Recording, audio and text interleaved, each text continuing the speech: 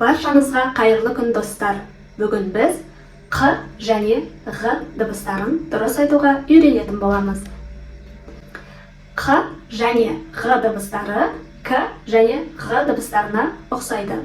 К және Г дыбыстарын айтқан кезде тілдің ортасы қатты таңдайға тиеді екен.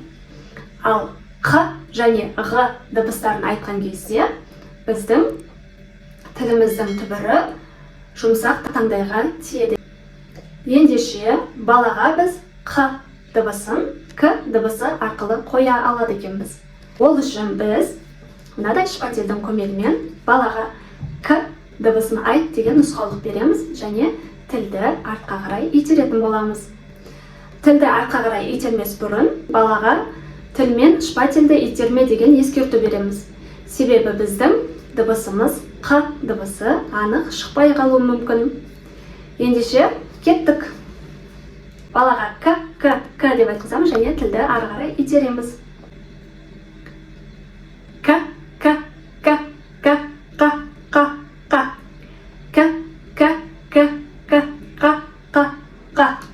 Бала тілдің артикуляциясын дұрыс ұстанып үйренген кезде біз оған К дыбысын жылдам айт деген нұсқаулық береміз.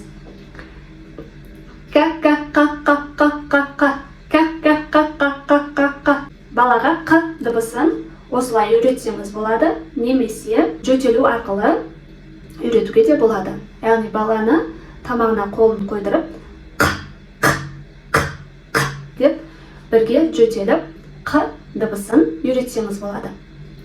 Қ дыбысын бала айтып үйренгеннен кейін біз оған дыбысты буындарда машықтандыратын боламыз.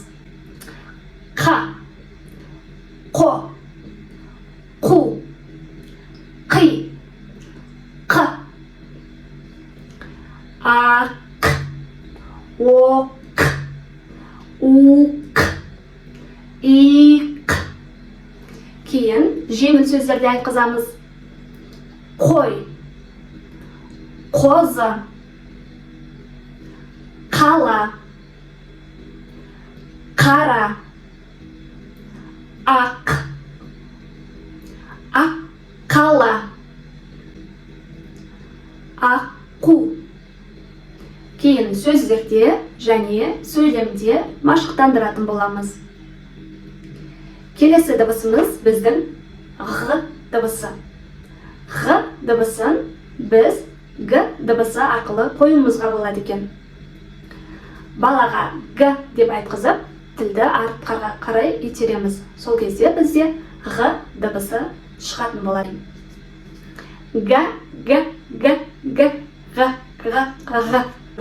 Балаға Ғ дыбысын осылай үйретсек болады, немесе тамақ шаю арқылы үйретуге болады екен. Ол үшін аузымызға су алып, басымызды жоғары көтеріп Ғ деп қырылдатады екенбіз.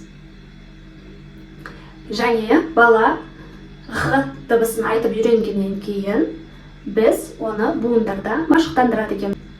Ға, Ғо, Ғу, Ғи, Ғ, Ақ, Оқ, Уқ, Иқ.